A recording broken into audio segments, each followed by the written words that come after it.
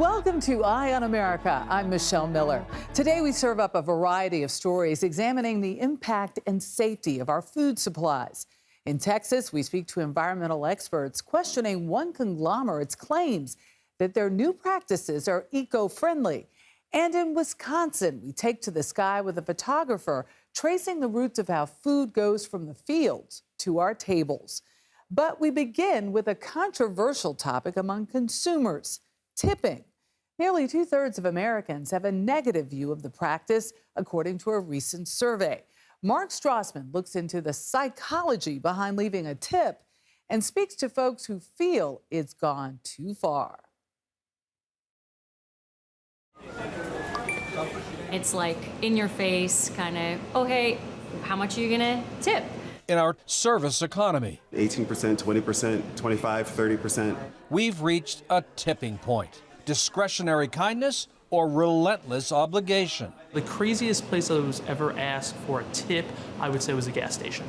If you're thinking practically everybody has their hand out these days, you've got company. A recent poll says 72% of people say tipping is expected in more places than just 5 years ago. Dry cleaners, hardware stores, the electrician. We're losing the natural feelings we tap when we tip. Brain scans prove it. And that moment of good feeling, is that reflected in any particular color? In the red, and that's where you're starting to get this feeling of warmth and community and this feeling that I've done something good. Neurologist Paul Wright told us with tipping, the brain releases feel-good neurotransmitters like dopamine and oxytocin. Tipping is very similar to when you're doing a good deed. Are we doing it for them or are we doing it for ourselves? That's a very good question because, quite frankly, many people actually do it for themselves and not just for the recipient. But in a recent survey, 2/3 of Americans now have a negative view of tipping. There's all that pressure, the guilt trip tip. Do I feel more obligated to tip when someone is looking at me with their big doe eyes? Probably. Others tip to right a wrong, wage inequality. People should be paid a living wage. People shouldn't have to be dependent on the tipping system. Cut calamari. In Poughkeepsie, New York, restaurateur Russell Beck tried that. You should pay your people what they're worth. His No Tipping Please wine bar paid employees up to $30 an hour. But in wine, there is hard truth. Our accountant came to us and they said, listen, you're either closing or you're changing your pay model. There's really no in between. Was it naive to think it could work? I think it was.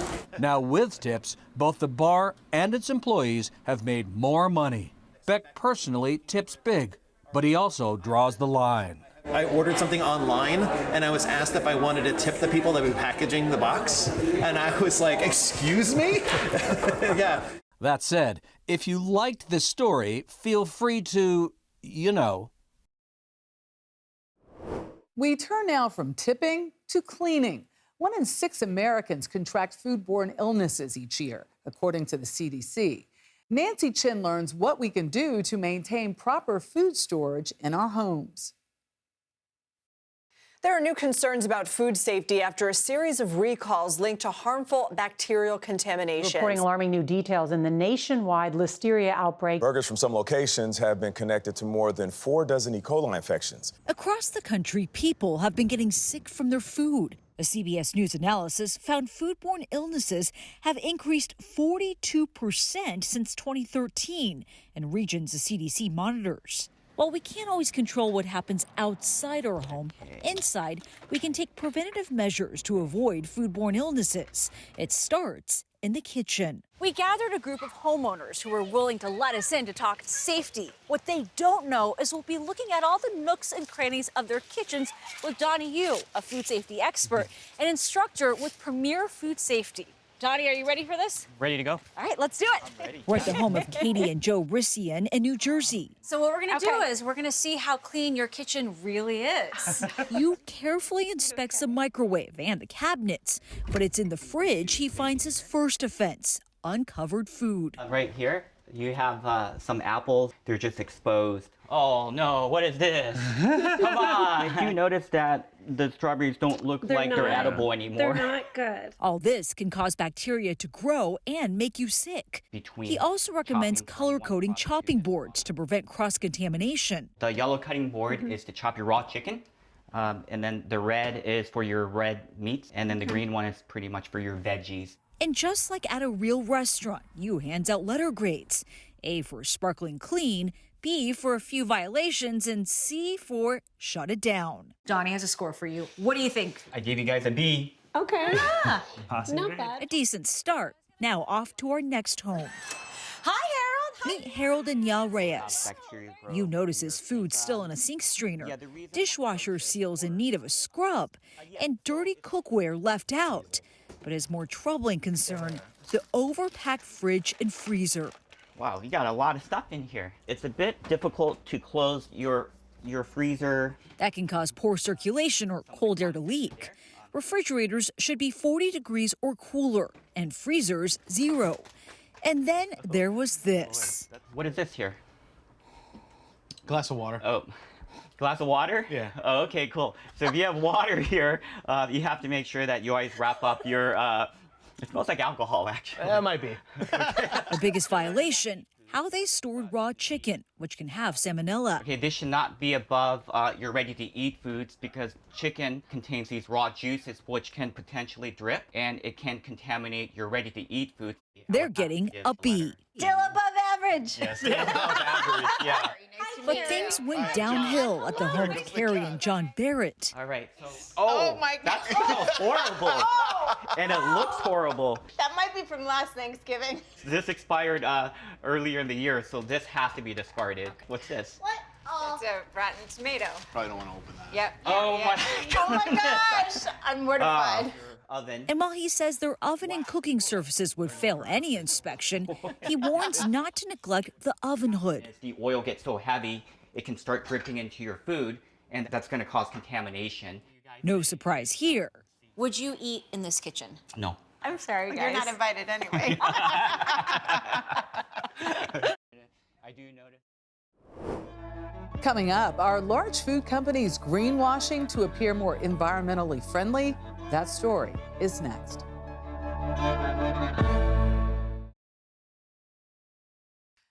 Welcome back. Extreme floods and droughts driven by climate change pose a real threat to the future of agriculture. Mega corporations like Unilever are now rolling out ads to customers that promote their eco-friendly business practices. David Schechter speaks to experts who say these messages may be missing the bigger picture.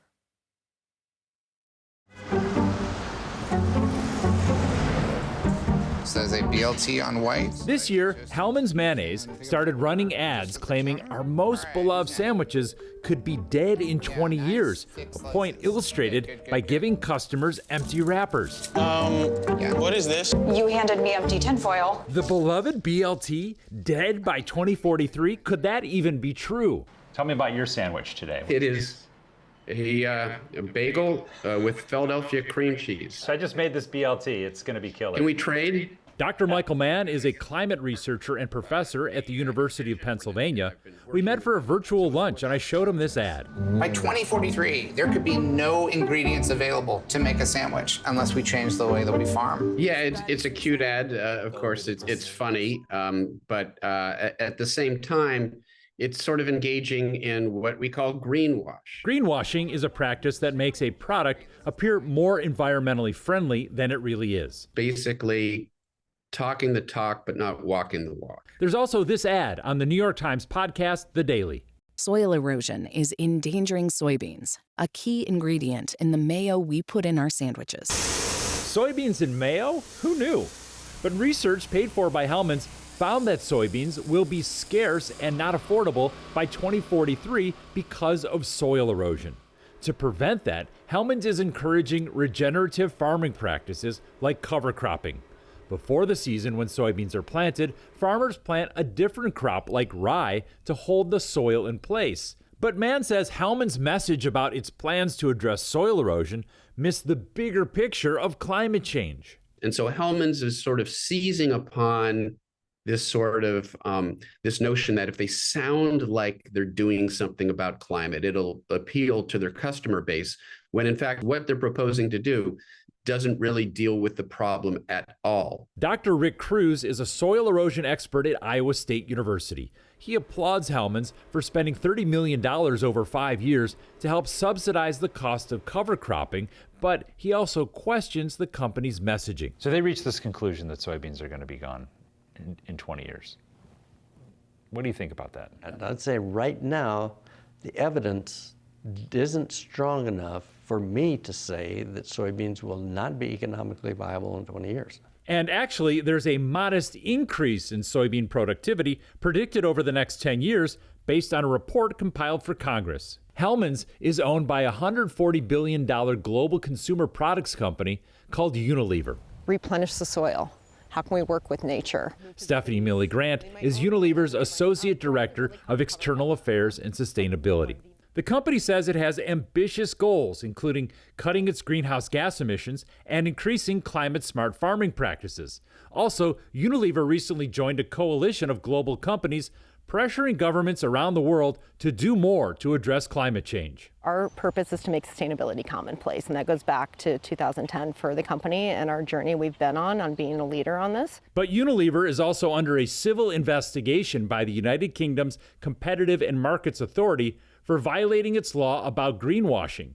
Regulators are investigating whether certain statements and language used by Unilever appear vague and broad and may mislead shoppers regarding the environmental impact of those products. I mean, we were interested in coming out to talk about regenerative agriculture with you.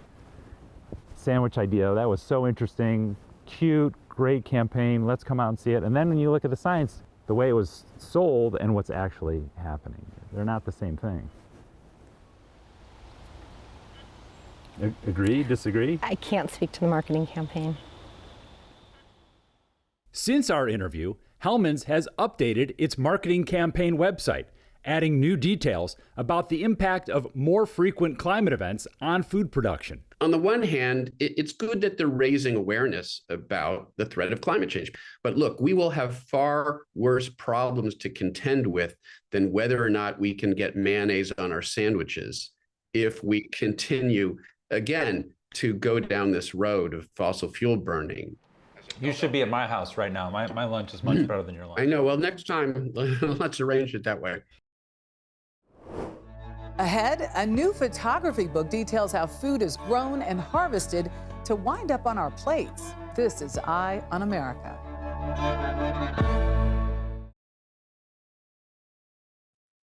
We close our show with a bird's eye view of the complex global food chain. George Steinmetz is an award-winning photographer. His latest book, Feed the Planet, focuses on the people and places powering what we eat. Brooke Silva Braga rides along with the photojournalist to see the immense scale that's needed to feed the world. Alexander Field, Southwood County Airport, Wisconsin Rapids, Wisconsin. Wind 360 at 11. For 10 years, George Steinmetz, camera in tow, has been seeking out new perspectives on how humans feed ourselves. This is the Dempsey farm where I was this morning, right here. But the challenge is many of those key moments, like a sea of floating red cranberries ready for harvest here in Wisconsin, can be hard to find and last just a few hours each year. There's some more right down there, some more marshes, but I don't see any red. No. Then, suddenly... How about there on the left? Jackpot. Yes, that's a good area right there, about our 10 o'clock. Millions of cranberries bobbing to the surface. This is really good. But that's just step one for Steinmetz. While planes cover the big distances needed for his scouting, taking off, Steinmetz prefers the steady hover of a high-end drone for his final photos. It looks kind of boring down here, but you get up and it just opens up the landscape. Big, like carpets of red. It's really beautiful. By lingering above the scene, Steinmetz can wait for something special to happen. In this case, a flock of birds passing just below. Via birds? Oh, that's so great. Wow, that's such a fun accident, huh? Yeah, you get these little serendipitous moments like that. Cool. The product of his decade-long pursuit of those serendipitous moments is Feed the Planet, a photographic journey to the world's food. Most expensive food in the world is saffron. $1,200 a pound. Sure. But you got to do a lot of these to get to a pound. You take every little flower apart, and they only flower like 1 week a year.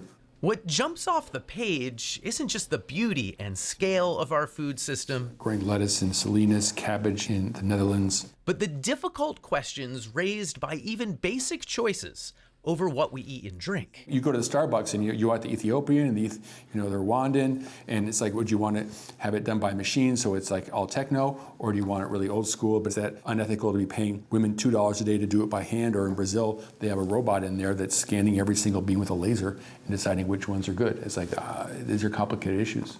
Steinmetz traveled to 36 countries and 27 states for the project. And we got the juice covered. And they're both the same density of birds on both sides? Yeah. You must be Rod. Many farmers and ranchers welcomed him, but not all. In 2013, Steinmetz was arrested after taking these pictures of cows in Kansas. Some of the state laws banning photography of agriculture have recently been struck down as unconstitutional. But just this year, Kentucky made it illegal to photograph feedlots from the air. And being welcomed inside, that's even harder. So I was never able to get into a slaughterhouse in the United States. And I was able to do that in Brazil and China, but I could never get into one in the US. That is kind of striking. You can get in China, but not here. Yeah. What he found in Brazil and China is the essence of his project. The immense scale needed to feed a growing global population that increasingly has the money and desire to eat more and more meat. How do you process 30,000 pigs in a day? And what do you do with the ears? And what do you do with the intestines? And it's an amazing operation. And I mean that sincerely. But then you look at the pictures and most people think, oh, it's disgusting. But I'm trying to be fair to the people there at the pig factory as well as to the consumer. Would you be okay with me flying a very small drone here, like at rooftop level? Steinmetz has been using his camera to make people more aware of the wider world for almost half a century, a path that seemed unlikely as a kid from Beverly Hills. He went to Stanford in the 1970s to study geophysics, but before he could graduate, a nagging wanderlust drew Steinmetz to Africa. He traveled across the continent for a year. Photography is very different than because it was with film, and so I couldn't see what I was doing. And there must have been a photo that you were most anxious to go home and see if it turned out. Well, I had a lot of them, and then I remember I stayed up all night when I got home to look through all the pictures, and it was crushingly disappointing because you have all these incredible experiences you remember, and you see all these bad pictures, And I just didn't know what I was doing. But I loved the process. The mix of that love and his newfound knowledge of Africa landed Steinmetz some paying assignments, culminating in a gig at National Geographic that came with a problem. I proposed this big story in the Sahara, and there were no planes or helicopters to hire, and so I had to bring my own kind of aircraft. What he came up with was a motorized paraglider. Flying it opened up new horizons. Because you couldn't take this picture any other way. Even if you had a chopper, it would scare the camels. Yes, there was a crash or two, but for years, the glider was Steinmetz's meal ticket, yielding him photos no one else could get. Then the drone arrived, democratizing aerial photography. And during this last decade, even Steinmetz has ditched the glider. Brooke, the nicer way to do this is to do this in the car. Finding he could get better photos from the safety of a warm car. A little less sport in it, though. A lot less sporty. It is, to be honest, when you fly it with the paraglider, you have skin in the game, and it is a lot more satisfying. The march of technology is also one of the main themes of Feed the Planet. The robotic milking machine at Gary Kregel's Iowa dairy farm. Just miles away, real-time corn crop data in Mason Reimer's harvester. It's telling us the amount of bushels per acre. In the 1870s, the Gaynor cranberry farm used child labor for the harvest. Now it needs hardly any labor at all. Less than 2% of the population involved in farming and providing our food. And so it's like 2% is feeding everybody else. And you have people who are voting, who are trying to control farmers, and they don't really know what the farmers are doing. And so it's like you got like 98 backseat drivers trying to tell a farmer what to do. And it doesn't work so well. But maybe, Steinmetz hopes, illuminating how our food is made can help bridge that gap between those often hidden producers and our increasingly enormous appetites. For more stories like these and live coverage of breaking news, stream us right here on CBS News 24/7. I'm Michelle Miller. Thank you for watching Eye on America.